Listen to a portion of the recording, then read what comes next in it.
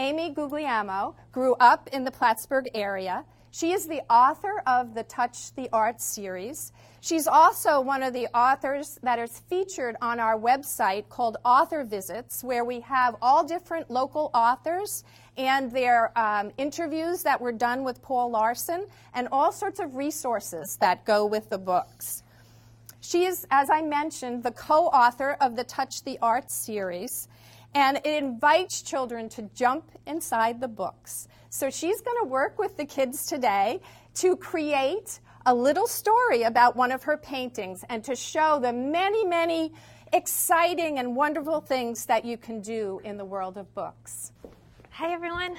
Congratulations on being writing contest winners and author illustrators. I read some of your stories, and they look fabulous. So can you give yourself a pat on the back for being such good authors and illustrators? What I want to say today is I need your brains to help me write a story. And I'm going to see if we can come up with a bedtime story together. Raise your hand if you read bedtime stories at night. Raise your hand if sometimes you don't want to go to sleep, you want to keep reading. I did that last night. So when I write my books, I look at famous paintings, and I use the paintings to inspire ideas and words. If you look at this painting, I'm sure you can think of a few ideas. Does anyone know this painting? Does anyone recognize it, Sarah? Yeah. Have you seen this? Starry Night. It's Starry Night. How did you know that? We did a picture of that in our class. So you've seen this, you know this, and it's by a famous artist. Zoe? Well, we have this website, and it has this exact thing. You know this, but you saw this on the website. And when you moved your mouse, and when we moved our mouse around on something a few times, it actually moved. It actually moves. Well, when I write my book, some of the spots move, and this one you can actually touch it, and it feels pretty good. So I make touch spaces and things that can move in my books. But today we're going to focus on writing a bedtime story. So if we look at this picture, can you get some nighttime ideas? Can we brainstorm some nighttime words to make a poem or a story? Eden? What do you see? There was a little girl, and in her village, it never got dark, so she had trouble sleeping. That's a great beginning of a book. So that reminds me, we need to have someone in our story, right? So we have to have a who. So say we have a little girl and she can't sleep. That's her problem, and she lives in a village. We need to come up with a solution. So there's a little girl, it doesn't get dark. What happens next? She could be magic, probably, and she could make stars and put up in the sky and make them dark. Okay, so the little girl can't sleep, it doesn't get dark, so she magically invents some stars to go into the sky. And then what happens? Then what happens? Luke, then what happens? Sunset. Wait, Luke has an idea. And she makes the sky turn dark. So the sky gets dark, and does she have to do anything else before she goes to bed? Yeah.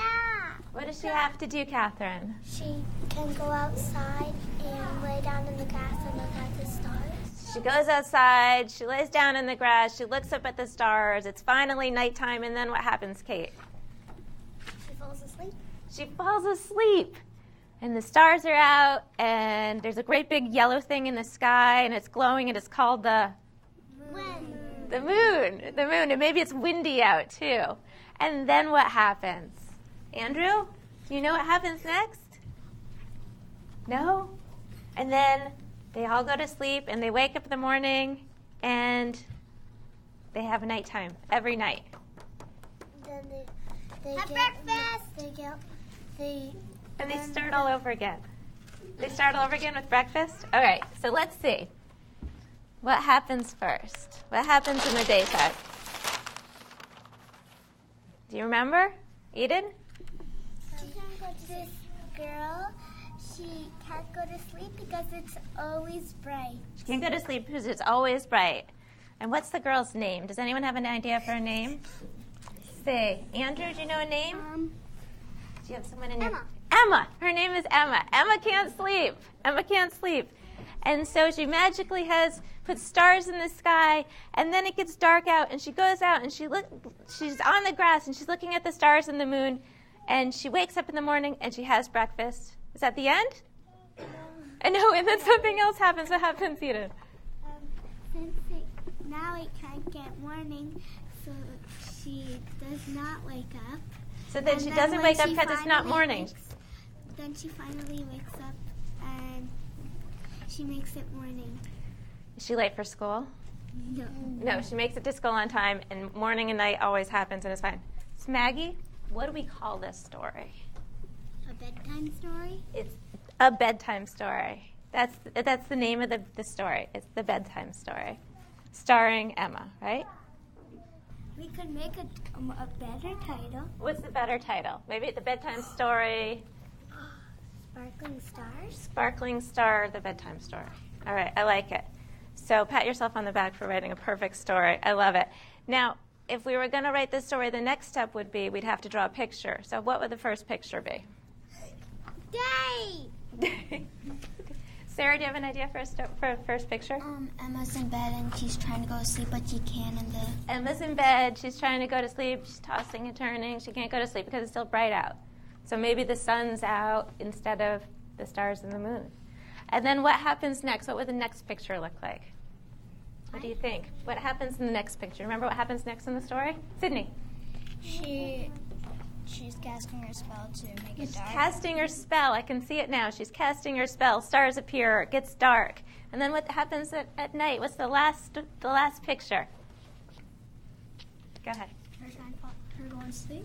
She's going to sleep. And then what happens? She's up in the morning and she's not late for school. She's not late for school. She's eating breakfast. Everything's great. Emma? Why does the name have to be my name? I think it's a coincidence. What do you think? Xavier, what does the last picture look like? Eating breakfast? Is she eating breakfast, Eden? Yeah. She's eating breakfast and everything's perfect in the world.